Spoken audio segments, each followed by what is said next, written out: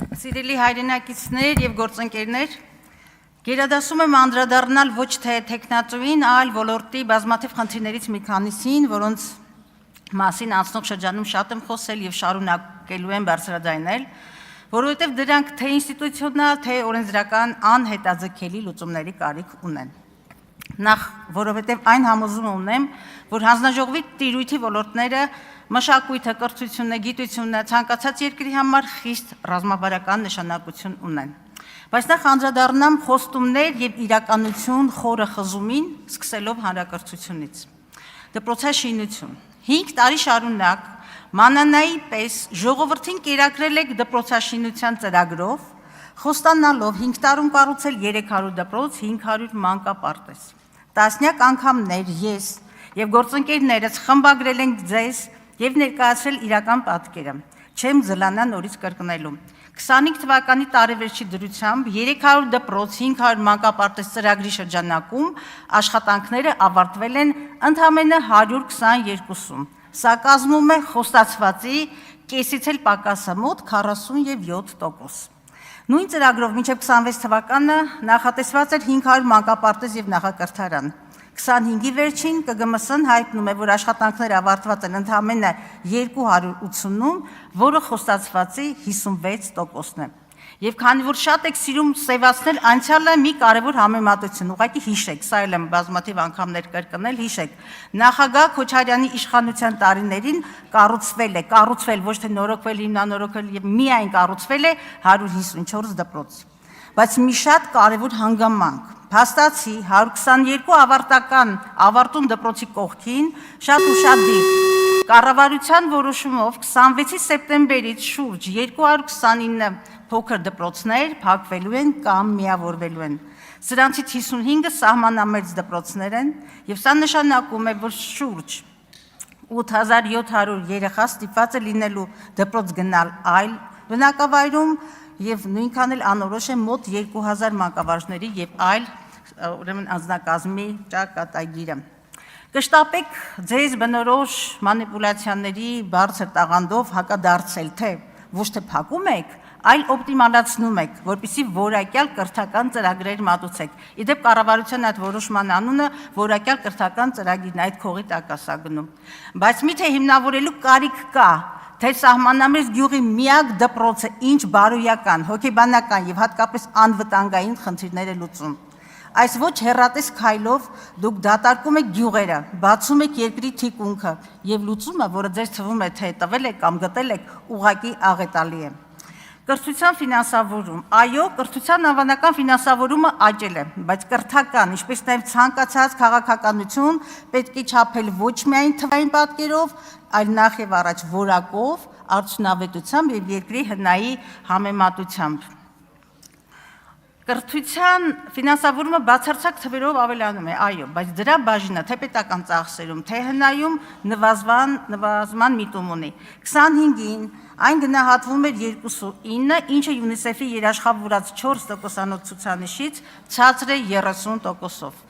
Եվս մեկ թիվ, ոլորտի կապիտալ ծախսերի կատարողականը վերջին 5 տարիներին եւ ես այդ մասին միշտ բարձրաձայնել եմ 38-42%-ի շրջագծում է, ինչը նշանակում է 40%-ով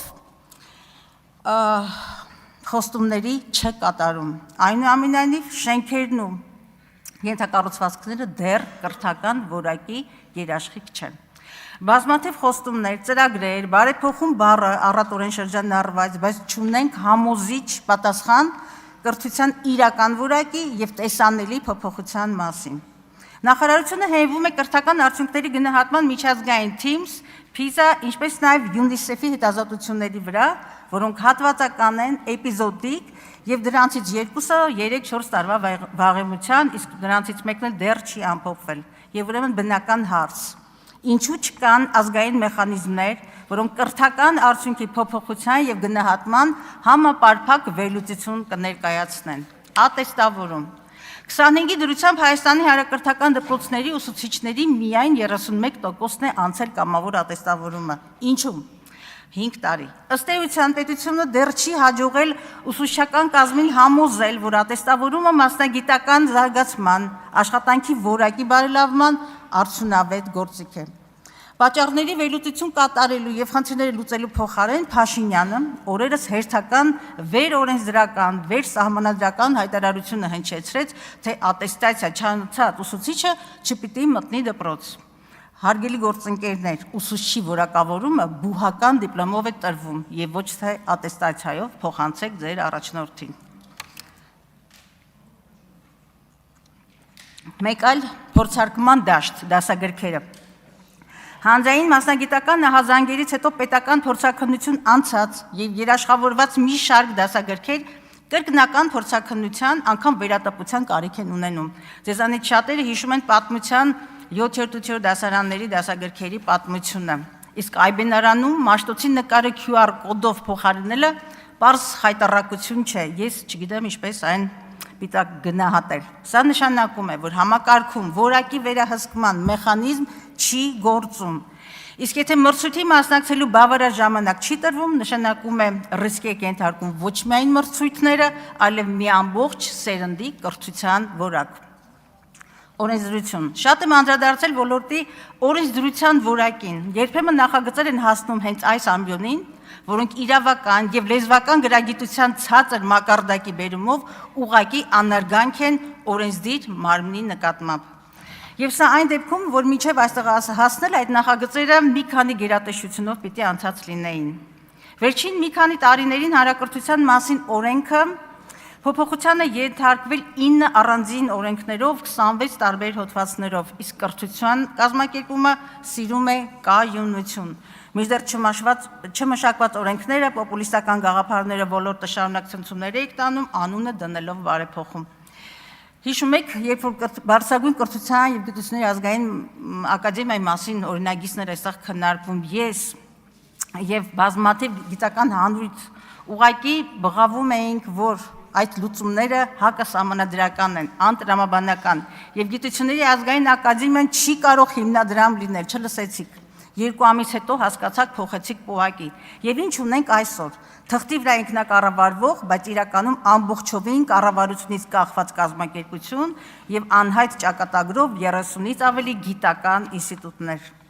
Իշխանության եկակ բուհերը չքաղաքականացնելու ականջահաճող խոստումով այսօր բոլոր հանրային բուհերի կառավարման խորհուրդներում ԿՊԱ-ական քաղաքական վերնախավն է, նախագահ, քաղաքապետ, նախարարներ, անունները ձեզ շատ հայտնի է, ես չհնչեցնեմ։ Ակադեմիական քաղաք, մեծ խոստում, ահռելի ծախսեր, շարունակ փոխվող հայեցակարգեր, անորոշ հեռանկար։ Դեռ 22-ին հենց աշտարակում, կարծեմ պարոն Հարությունյան դուք եք այնտեղ, հենց այնտեղ ակադեմիական քաղաք կառուցելու անոնսը արեցիք։ Մի քանի շաբաթ ամիս, չգիտեմ, հետո վայրը փոխվեց։ 23-ին հաստատված հայեցակարգով ակադեմիական քաղաքի կառուցման փուլը պետք էր ավարտվեր 29-ի վերջին, իսկ ամբողջական գործարկումը 2030-ին։ Սակայն 26-ին դարձյալ փոխվեց հայեցակարգը եւ անցակ հիմա էլ փուլային մոդելին, հիմա շրջանառվում է 36-5 թվականները։ Կներեք Տիկին Գալստյան, պարոն Մանուկյան, զբաղեցրեք ձեր տեղը եւ մի խոսեք նիստերի դահլիճում։ Պարզ է, չէ՞, թե կազմակերպական, հայեցակարգային, բովանդակային ինչ քաոսի հետ գործ ունենք։ Այս գնահատականը աստող շրջանում ես էլ եմ հնչեցրել։ Վերաձևում եւ քանդում եք ինստիտուտներ եւ համակարգեր, եւ չունեք վերջնական պատկերացում եւ համապարփակ հաշվարկ, թե դրա փոխարեն ինչ եք կառուցելու։ Ամփոփելով, որևէ քաղաքականություն չի գնահատվում ընդունված օրենքների, հաղորդագրությունների, ծախսված գումարների